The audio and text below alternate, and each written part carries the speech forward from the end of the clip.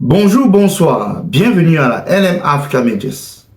Je vous demande de partager, de liker, de vous abonner et d'activer la cloche de notification, de commenter pour que nous puissions agrandir notre communauté. Aujourd'hui, nous allons parler de la Côte d'Ivoire, d'Alassane Ouattara. La Côte d'Ivoire d'Alassane Ouattara se trouve dans un précipice politique interne terrible.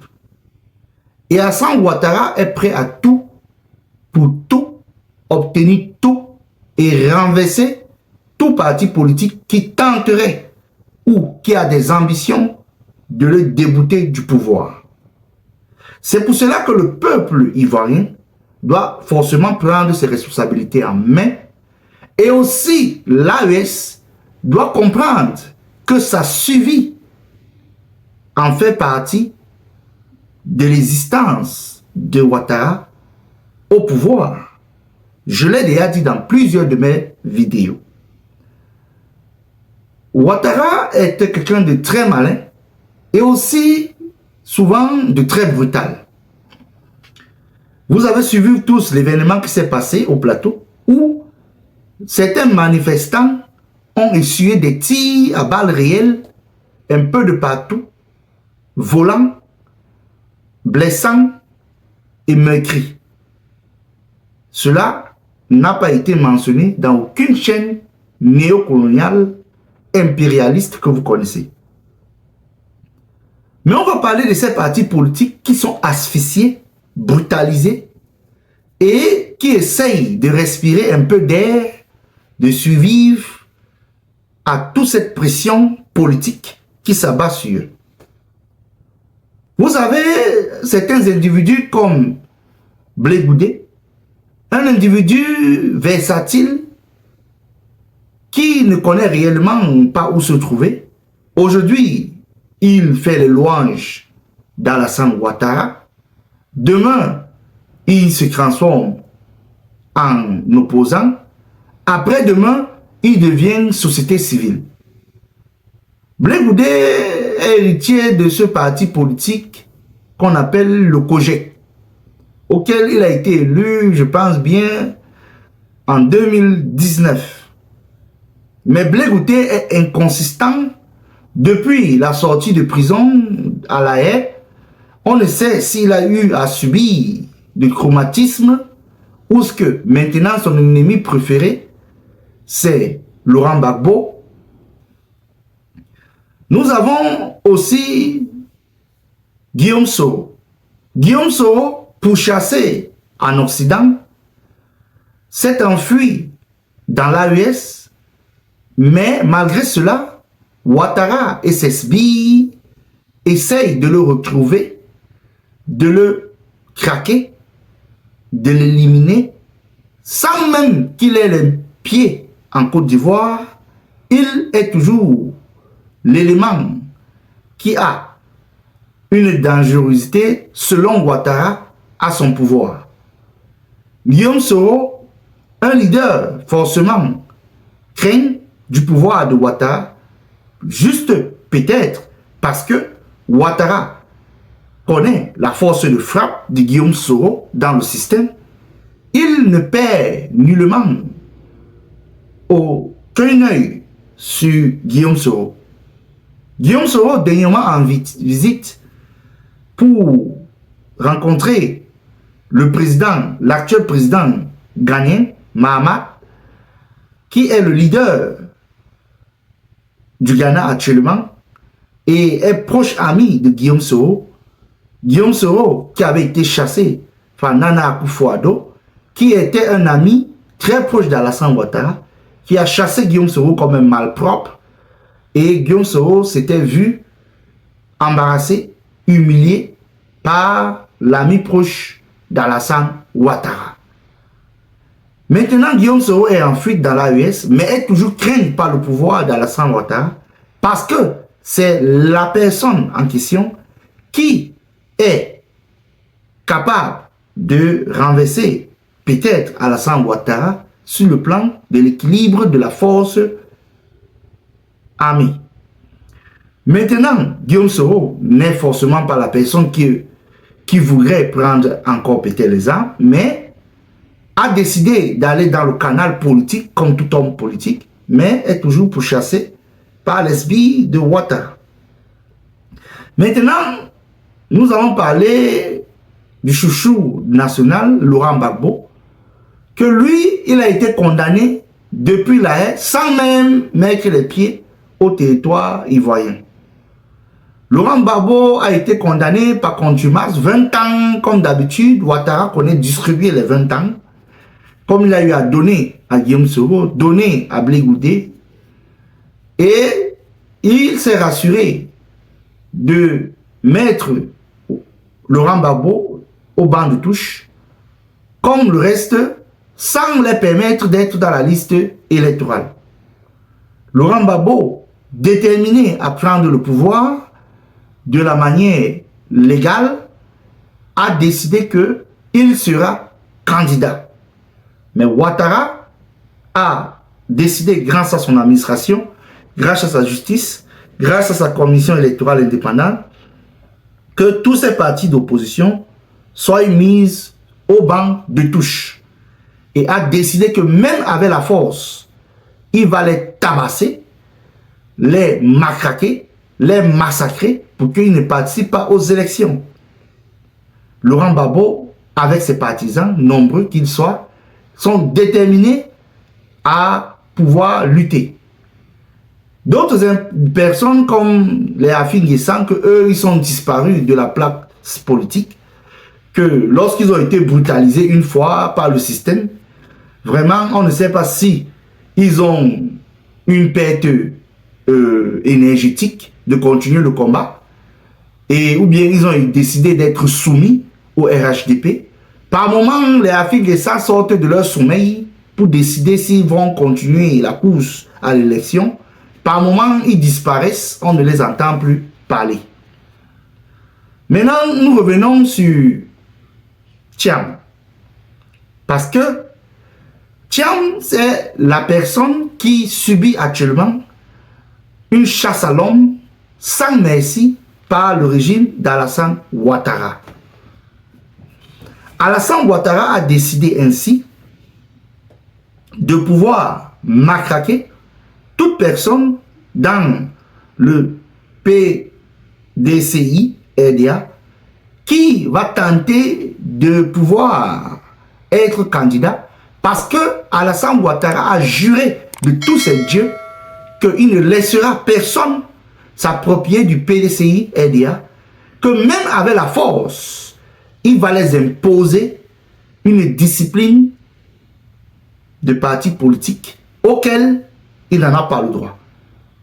À ce qu'on sait, Tidjam Thiam a été réélu après avoir refait une élection avant que la justice ne puisse faire un autre travail auquel la personne de Valérie Yapo, la chargée de mission d'Alassane Ouattara, avait déjà planifié à ce que le PDCI RDA soit mis sous tutelle administrative. Mais elle a raté son coup parce que dans les minutes qui suivent, je vais vous faire écouter la vidéo de l'un des avocats du PDCI RDA qui en parle des décisions prises par la justice ivoirienne. Alors, nous sortons du délibéré de la procédure Valérie Yapo contre le PDCI RDA et maître Linda Dadje Sangari.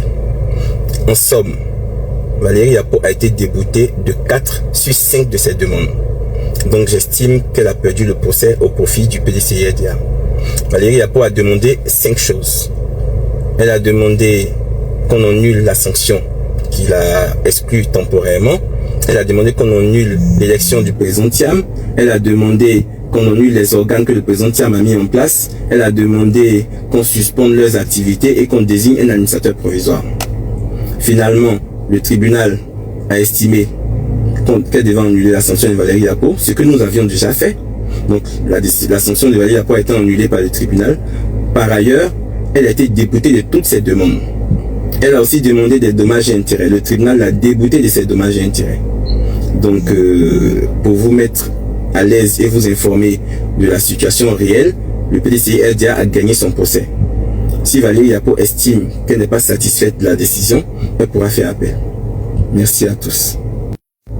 Je tiens à préciser qu'à l'entame du procès, Madame la Présidente a pris soin d'expliquer à Madame Valérie Yapo ce matin qu'elle avait le droit de se désister de sa procédure, même avant que le délibéré ne soit prononcé, et le tribunal en tiendrait compte.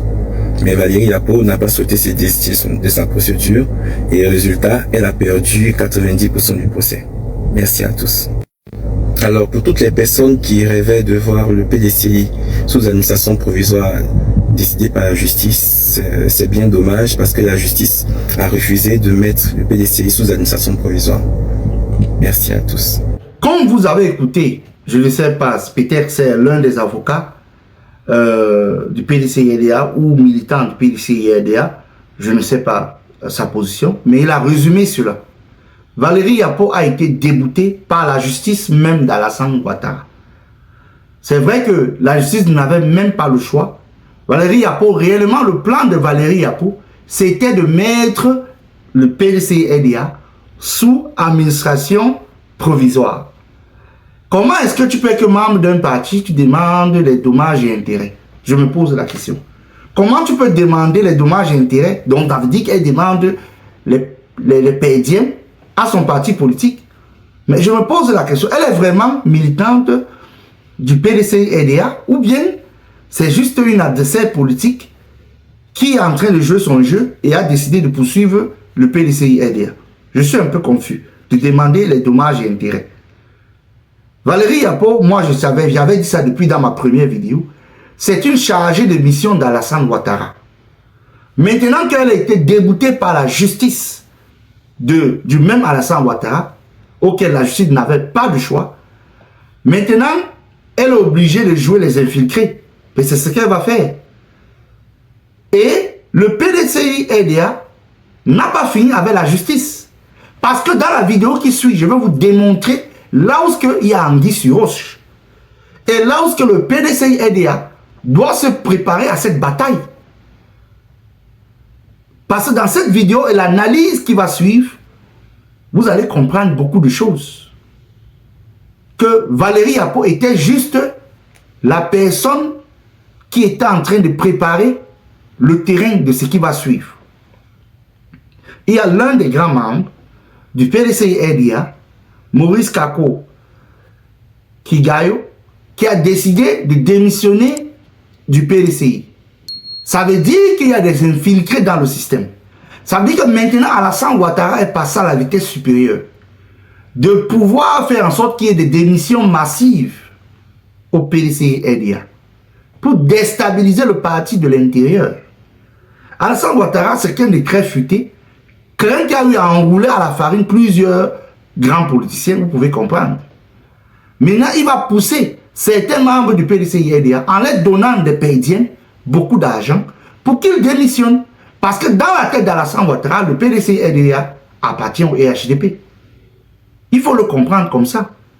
Et il est décidé de fracturer le PDCI-RDA à tout prix. Quand vous voyez un éminent membre démissionner comme ça, ça veut dire qu'il faisait partie des espions du RHDP.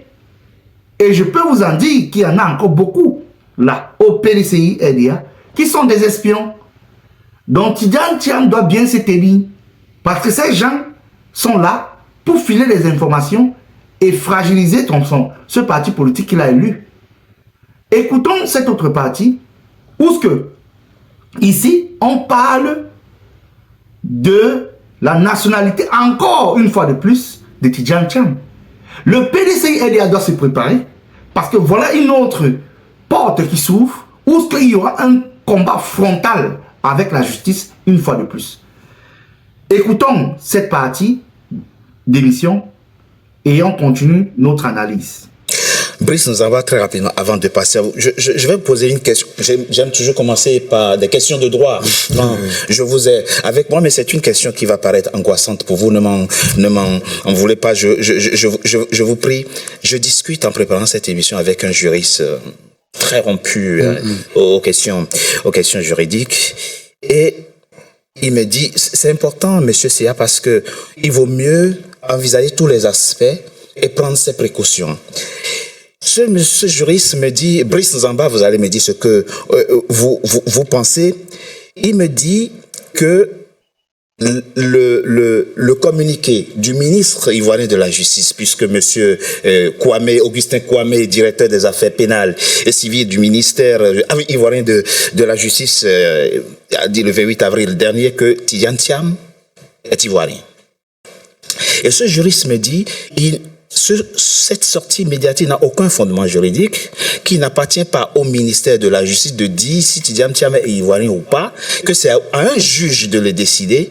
Mais là où c'est encore plus grave, il dit l'esprit de l'article 48 du Code de nationalité qui dit que tu cesses d'être ivoirien dès lors que tu acquiers une autre nationalité, ne dit pas que quand tu abandonnes cette nationalité, tu redeviens automatiquement ivoirien.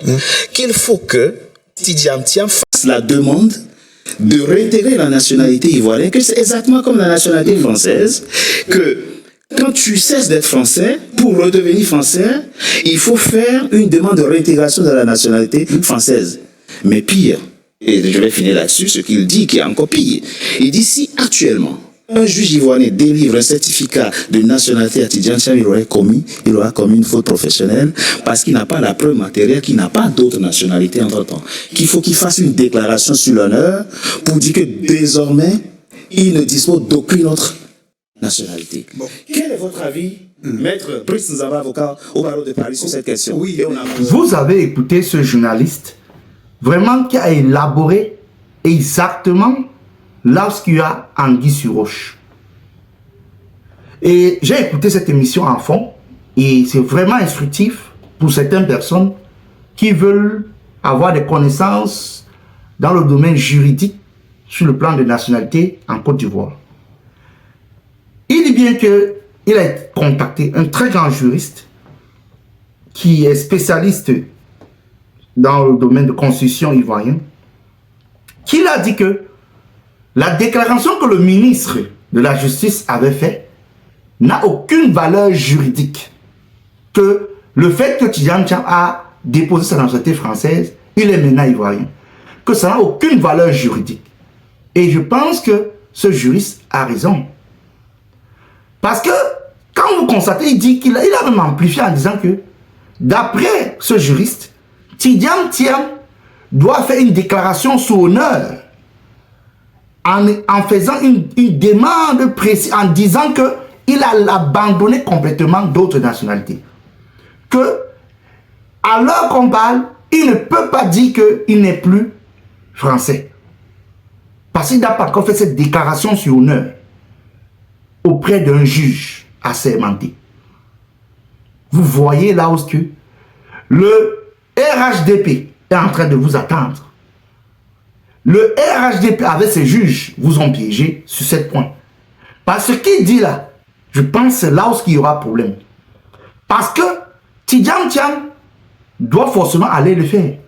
Et je vous dis, c'est là où il y a maintenant un gros piège qui attend Tidjane Thiam.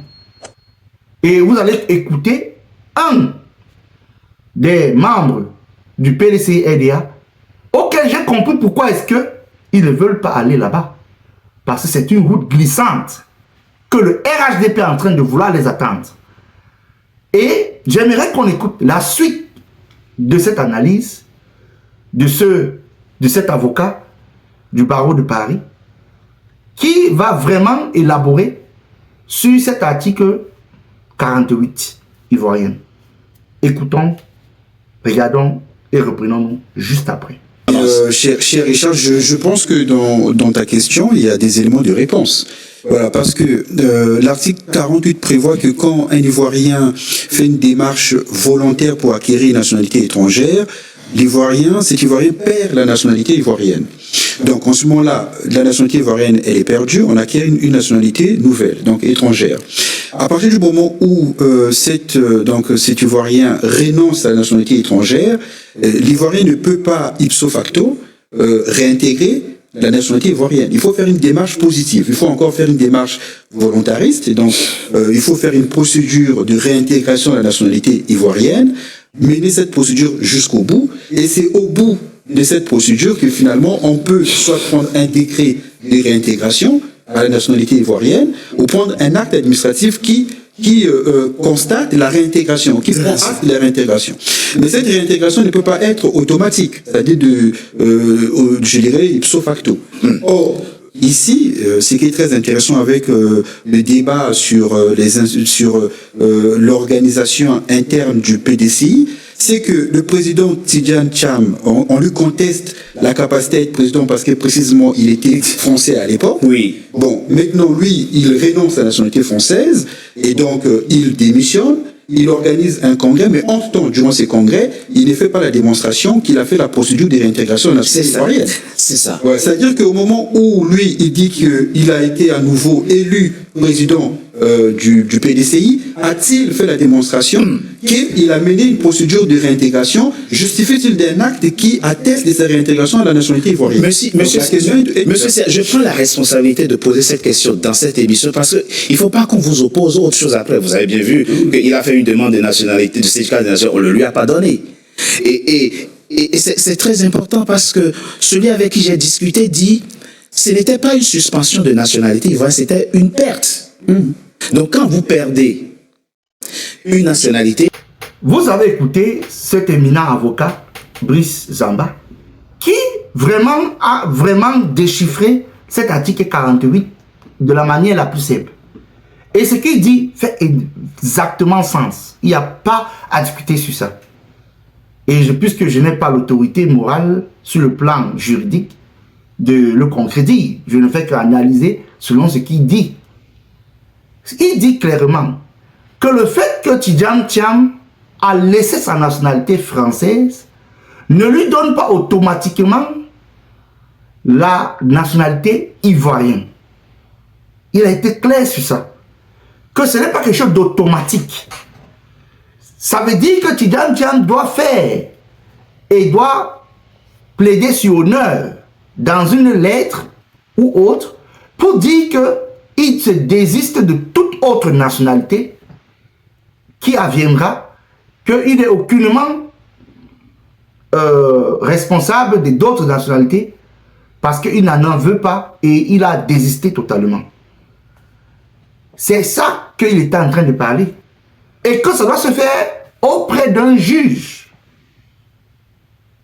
constitutionnel qui doit déterminer en disant que oui, comme tu as écrit sur honneur, tu as plaidé sur honneur, tu es définitivement maintenant à 100% ivoirien. Donc, ce n'est pas automatiquement. Donc, ce qu'il est en train d'expliquer là est très important pour les partisans de Tidjane Thiam. Et c'est là où Alassane Ouattara piège les partisans de l'opposition. Il sait, Alassane Ouattara savait que ça va arriver à ceci. Auquel vous allez voir l'intervention du membre du PDCI LDA qui a compris le jeu qu'il est en train de vouloir se jouer. Parce qu'il sait que si Tidjane Thiam glisse dans cette route en voulant aller faire cela, cette demande écrite, ce n'est pas comme une demande, c'est même pas rien de dire que je désiste et que j'assume ma nationalité ivoirienne. Il sait qu'en faisant ça auprès d'un juge qui est nommé par Alassane Ouattara, vous connaissez la suite. Cette demande pourra être mise au tiroir pour perdre le temps jusqu'à ce que les élections passent. Ou bien cette demande pourra être rejetée. Ou bien pourra être retardée. Donc vous dites qu'Alassane Ouattara, c'est un boulanger, ce monsieur. Alassane Ouattara lit les opposants et il connaît vos pas. Dès que vous mettez le pas ici, lui il a voulu anticiper. Parce que c'est quelqu'un foncièrement malhonnête et qui a beaucoup d'ingratitude. Parce que si on veut comprendre ce qu'il fait là, aux autres, peut-être d'autres là, les autres là n'ont pas peut-être aidé. Mais quand vous voyez ce qu'il fait à Guillaume Soro, il est d'une ingratitude terrible, sauvage. Donc vous le reste là, s'il a pu faire ça à quelqu'un qui l'a aidé à être au pouvoir, combien de fois vous là qui l'avez pas aidé? Il va vous broyer. C'est ce qu'Alassane Ouattara veut faire à l'opposition. Il est d'une malhonnêteté intellectuelle. Donc j'aimerais qu'on écoute la suite de cet entretien et on part pour conclure. Et que vous voulez regagner cette nationalité, il faut en faire la demande et engager la procédure. Et ce d'autant plus qu'il dit que il peut décider là où il a dit, bon, de toute façon, ça ne m'intéresse plus de devenir ivoirien, je vais être angolais, congolais ou béninois. Mais mieux encore, il dit là où il est, on n'a pas la preuve matérielle que, outre la nationalité française, il n'est pas devenu suisse en temps, il n'est pas devenu angolais entre-temps. Est-ce que vous ne voulez pas demander à vos avocats de compléter cette démarche-là immédiatement pour qu'on ne vous l'oppose pas après? Parce qu'on ne sait pas ce qui va arriver. Oui, je comprends très bien votre point, mais en fait, pour nous, c'est un jeu politique dans lequel nous ne voulons pas rentrer, en fait. Parce que quand on parle de l'article 48, oui. Récemment, notre avocat, il a exposé l'exposé de motifs de l'article 48, défendu par le président Félix Houphouët-Boigny lui-même. C'est vrai, devant la représentation nationale. Devant la représentation nationale pour dire dans quel esprit il a mis cet article. À aucun moment, un Ivoirien ne perd automatiquement sa nationalité. D'accord. Et même quand on regarde l'article 48, l'alinéa 1 et l'alinéa 2, je ne vais pas rentrer dans les débats juridiques quand je suis ingénieur. Bien sûr. Enfin, comme j'arrive à réfléchir un peu quand même, donc je peux aborder certains sujets. L'alinéa 1 et l'alinéa 2, ils sont inséparables. Mais quand on regarde le 2, il a des contours flous. C'est ça. Il ne définit pas une nouvelle population, donc il s'adresse bien à la population définie dans l'alinéa 1.